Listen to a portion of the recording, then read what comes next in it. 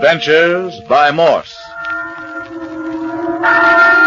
Carlton E. Morse presents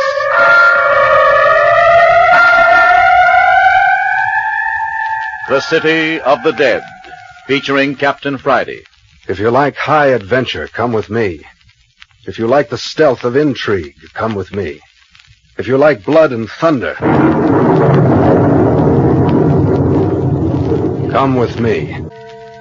The City of the Dead. There are 10,000 citizens in the City of the Dead, each with a white marble slab indicating each residence. The gates of the City of the Dead have long been closed to newcomers. It is a city whose population has remained unchanged for the last 10 years. And the mayor of this city is Joshua Friday. Some call him caretaker of the old cemetery in the valley. But anyone who knows Joshua Friday at all calls him mayor. He is the only living person in the City of the Dead. That is, unless you care to include Lammy Fink, a slow-witted fellow who does kitchen police duty and a little gardening in the city during the day, and retires beyond its precincts at night. The City of the Dead lies in a tiny valley 25 miles from the suburb of a great city. It is off the main highway and completely isolated from the world. But now it's 9 o'clock on a moonlit, windy night in October. Come on, get out of that car. You heard me. What do you want? You want me to plug you? Oh, Jimmy, do what he says. You too, girl. Get out. You let go of me. You let that girl alone. And get out of the car. Both of you. Yeah. Now start walking. No, the other way. But that's toward the graveyard. You heard me. And don't look back or they'll pick up your bodies in the morgue wagon in the morning. Now get moving. Jimmy, what's happening to us? Keep walking. Don't look around. They've stolen your machine. I know it, Phyllis. I couldn't tackle two armed men. Well, of course you couldn't. Shouldn't have parked way out here in the country. But it was nice. It was so still in the moonlight. Who do you suppose they were? Probably car thieves. They didn't touch us. Jimmy. Listen. Church bell. Oh, but there aren't any churches around here. Oh, sure there is. That little old church down at the other end of the valley. Oh, but that's all falling to pieces. It hasn't been used for years. That's right. Funny, isn't it? Jimmy, I'm scared. Do we have to go on? Oh, look, Phyllis. There's a light ahead of us. You know what it is? No. Oh, Jimmy, what's that? Quick, get off the road. Behind those bushes. Get down.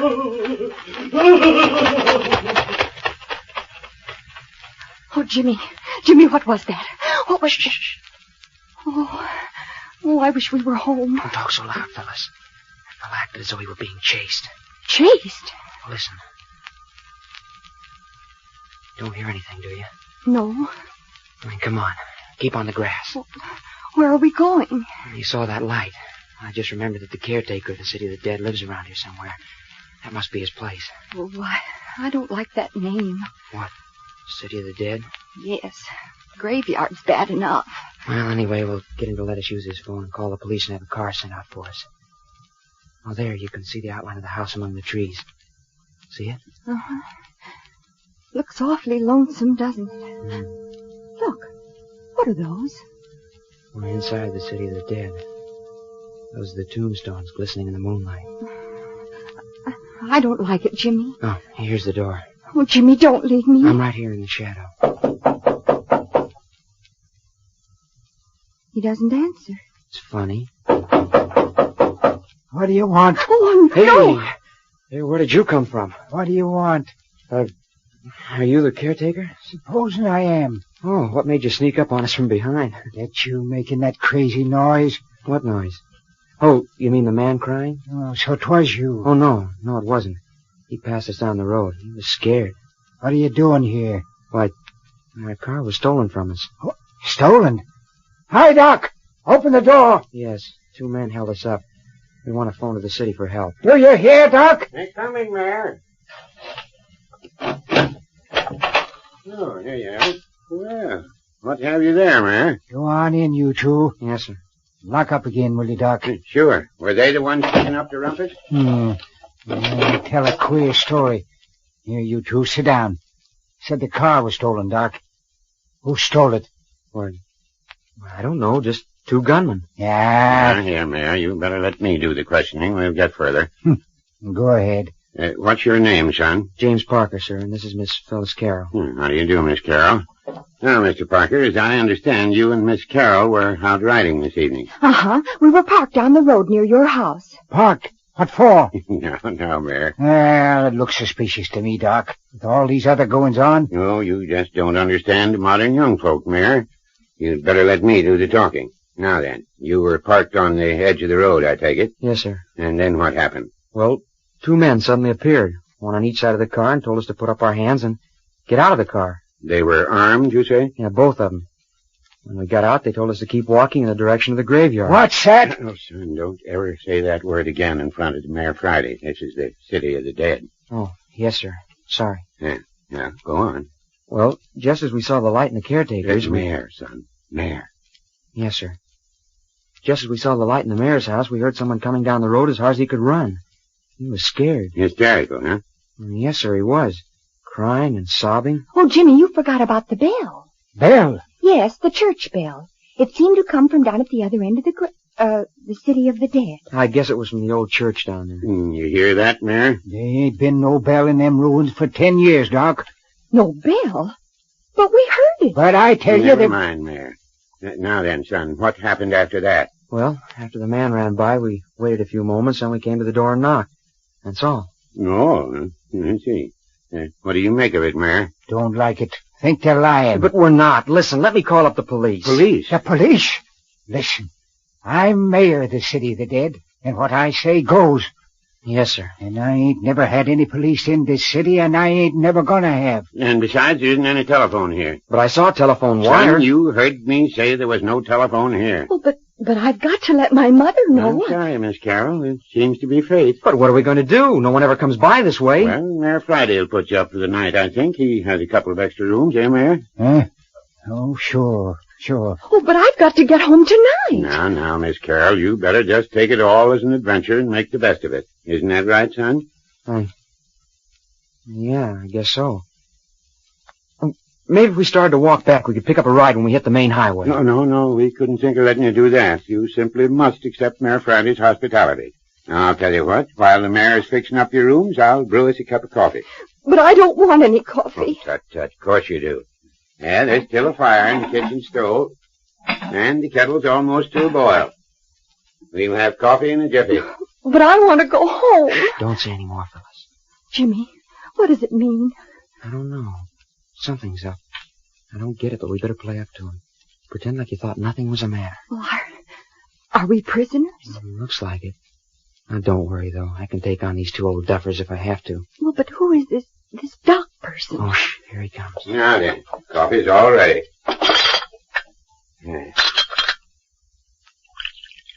There you are, Miss Carroll.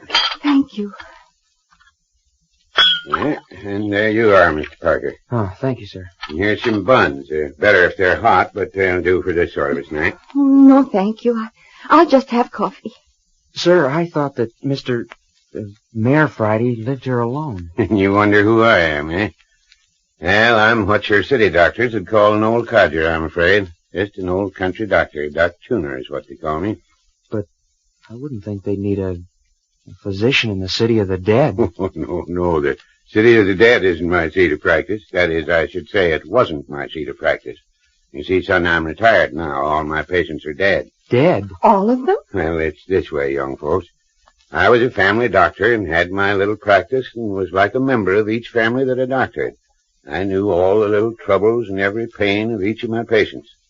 Never seemed to hanker to add new patients to my clientele, especially as I grew older. More coffee, Miss Carroll? It does taste good. Well, as time went on, I found myself laying more and more of my patients to rest in the city of the dead. But there hasn't been anyone buried in the city of the dead for the last 10 years. Well, this was years ago, son. Well, finally, about 10 years ago, I discovered that all the families I'd doctored were either dead or had moved away. As that I hadn't added any new patients, I was a doctor without a practice. But couldn't you have got more? Oh, suppose I could, but I never made a practice of it, so I didn't hanker to begin trying at my age. I was getting well along, and besides, I had enough to live on. Oh, I see. Which means that you don't see at all. Well, son, as I said, I lost the last of my patients about the time they closed the City of the Dead as a burying place and opened up a newfangled cemetery over on the other side of the city. My last patient just slipped in under the bars, you might say. Last person to be buried here. All your patients are buried in this great City of the Dead? Every one of them. So you can see the City of the Dead has a very soft place in my heart. I often come down here and stay a spell with the mayor. It's kind of like being with old friends. Going down there among those little white headstones brings back all the old days to me. And you just happen to be here on a visit tonight? Huh? Oh, yeah. Oh, here comes the mayor. Well, your room's is ready. Yeah, that's good. I suppose, Miss Carroll, you'd better take the first room. Mr. Parker, you take the one right next to it. That right, Mayor? Don't make no difference. Yeah, good night. I hope you both sleep well. I'll call you for breakfast. Good night, Dr. Tuner. And you too, Mr. Mayor Friday. Good night, son. And you, Miss Carroll. Yes. Good night. Night, Phil. Remember, I'm right next door. Night, Jim. And now you, son. Yeah. Hi! Hi out there! Hey, what do you mean by locking the door? Oh, Phyllis! Phyllis! Jimmy, is that you? Yes, Phyllis, they've locked me in and the window's barred.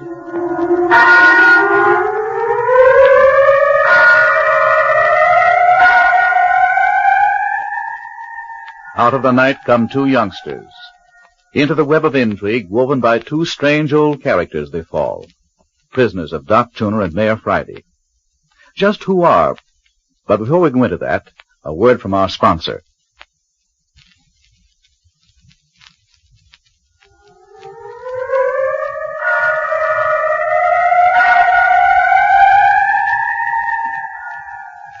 Having locked Jimmy Parker and Phyllis Carroll in adjoining bedrooms in the caretaker's cottage, old Doc Tuner and Mayor Friday are out among the gravestones investigating. Well, look here, Mayor. We won't be able to find anything down here among the graves this time of night. Yeah, moon's good. Anyway, I know every stick and stone in the City of the Dead. I'll know if anybody's been prowling around. But morning will do just as well. No, it won't. I'm going to look, and if I catch anybody prowling around, well, I got my gun. But if the men got away, as those youngsters said... Supposing they ain't telling the truth. All that nonsense about hearing a church bell. Well, the girl was telling the truth, Mayor. I know the truth when I hear it. Dang funny. Ain't no church bells within 20 miles of here. I tell you, Doc, I'm just going to raise old Ned if I catch anybody bothering any of my citizens. They come to the City of the Dead to rest, and I'm going to see that they get it. No, of course, Mayor, but what gets me is why anyone should want to rob a 10-year-old grave and let... By Jove, Mayor. Huh? Well, never mind now. This is going to take some thinking over. I'll tell you when we get back to the house. Look yonder at the wisp of fog among the stones. Yeah, them's the first bits of fog sweeping down the valley.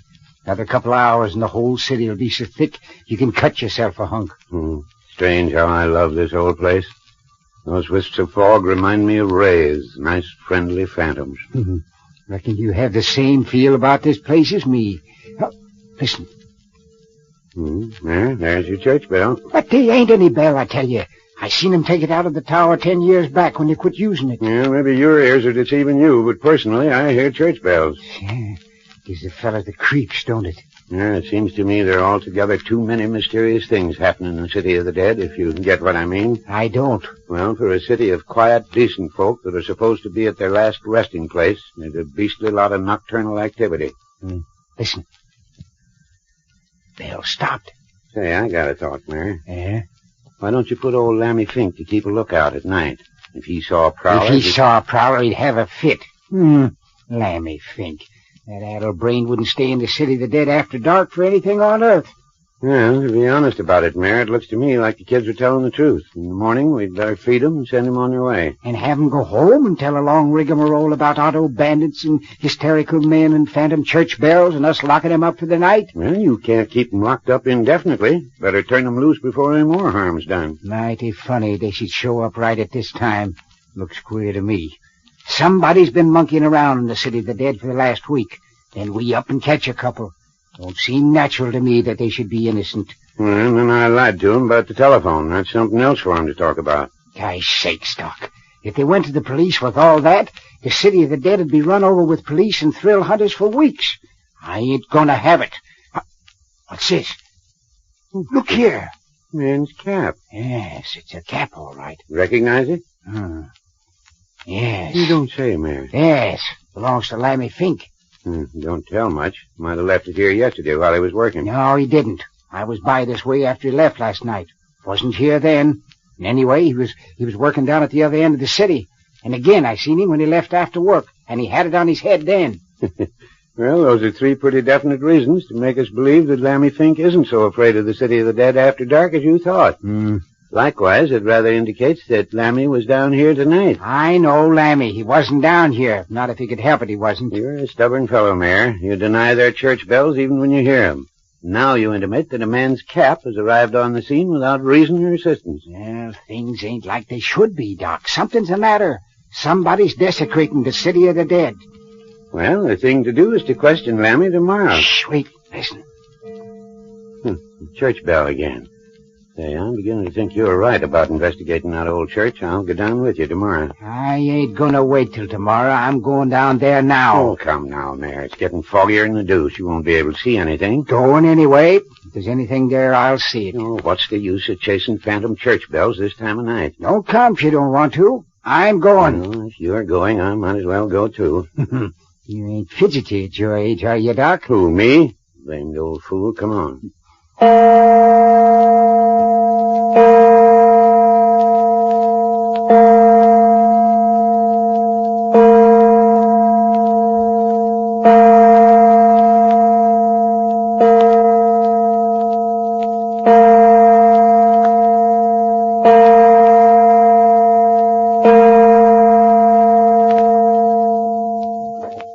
Now that we're here, what are you going to do about it? Can't see a blamed thing. Got a flashlight, Doc. Always carry one.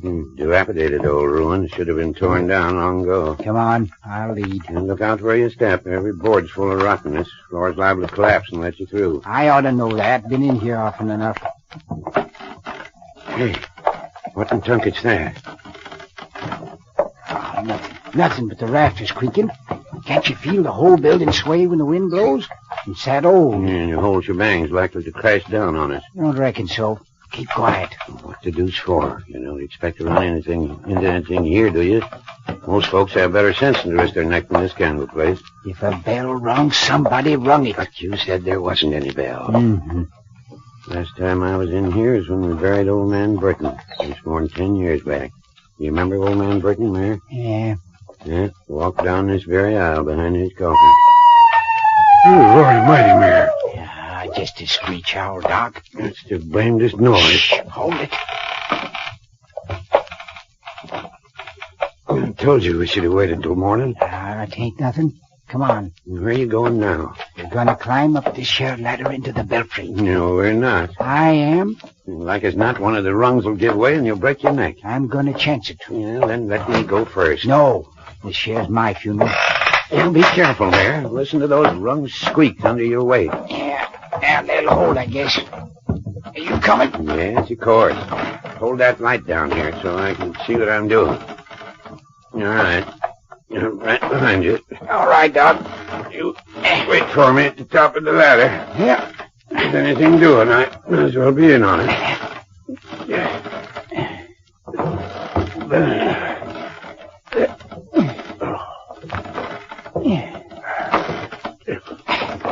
All right, Doc. Yeah, except for a bad case of goose pimples. Now, I'm going to turn on the flashlight. Better crouch down in case there should be anything. I'm crouched. Mm-hmm. Look out! Look out! Huh? What's the matter? Didn't you see it? See what? Whatever made that noise? Them was pigeons. Scared the pie out of them. But I saw a shape, shadows. Yeah, just a pigeon flying around. I don't believe it. I saw something big. Oh. Yeah, where is it then? Couldn't have gone down the ladder. Couldn't have jumped out of the belfry without busting its neck. Yeah, have your own way. Anyway, there isn't any bell up here. Exactly like I told you. So, you see, we had all this monkey business for nothing. You satisfied now? I heard a bell tonight. Of course you did. So did I. Well, where did it come from? Ain't no other buildings around for 20 miles. Yeah, looks to me like you deepened your mystery rather than solved it. Yeah. Look. Cobwebs all over the place. Ain't nobody else been up here for years. Anybody could tell that. Hey, Mayor, let's go back to the house to do our cogitating. I'm not what you'd call comfortable perched up here in this old belfry. Yeah, reckon we might as well go down.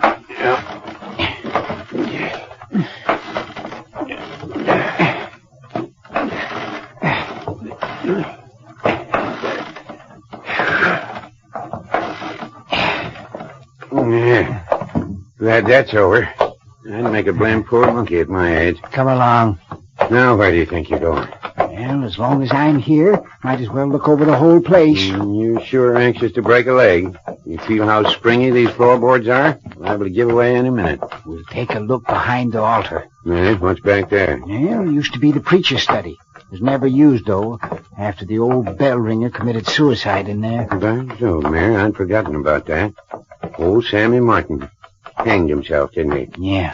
Yeah, locked the study off and never used it after that. Of course I remember now.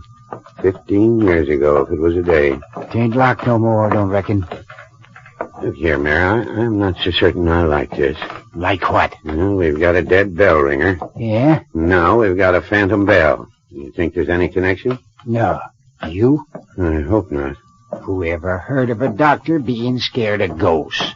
I don't recollect saying anything about being frightened. I'm just putting two and two together. Mayor! Where are you?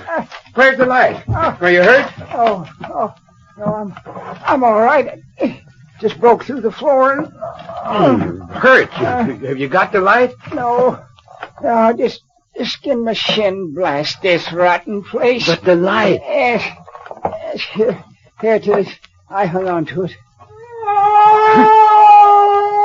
My soul, what was that? Come from the study, didn't it? Yes, sounded so. It's only the rafters. Here, help me pull my leg out of this danged hole. Wait a minute until I turn on the light. No, leave it off. We'll sneak up on the study. What do you mean, sneak up? Here, give me your hand. There you are. Now, look here, Mayor. I've had enough for one night. I'm gonna see what made that noise. No fat chance of sneaking up on anything after the crash you made when you fell. We'll sneak up to the door and throw it open. Yeah, and get shot for our trouble. No, we won't.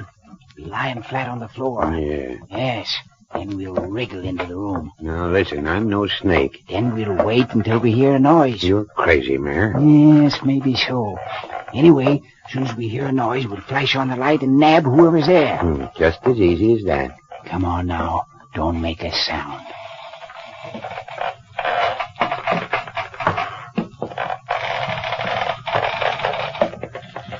Here's the door. Lie down flat. Right in front of the door? Yes. It swings in. I'm right alongside you. Who's going to open the door? I am. I've unlatched it. All I got to do is give it a push. Well, push. What?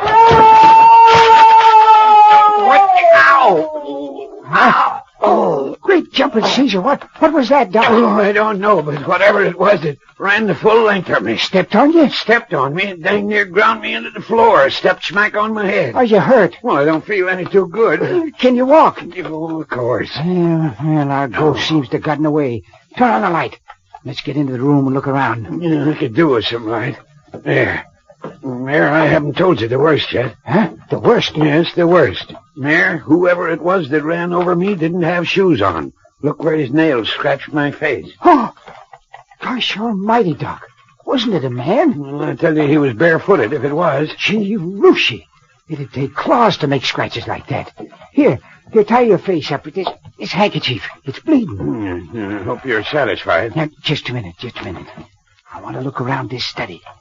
Give me the flashlight. No limit to your curiosity. There it is again. Whatever it is, it's hanging about outside. Look there, Doc. It's a bell rope. Bell rope? Yes, see it? That claw-footed man, or whatever it is, has been ringing the bell from in here. Look where it disappears through the ceiling. It's a new rope. Hey, Mayor, what are you doing? I'm gonna ring that dang bell. Now, you want to prove to yourself that there is a bell, huh? And of course there's a bell. I always knew there was. Well, go ahead, pull it. My face hurts. I'll give it a yank that'll pull the whole contraption down. Well, pull. Yeah, here goes. Mayor! He's shot. It wasn't a bell, it was a trap.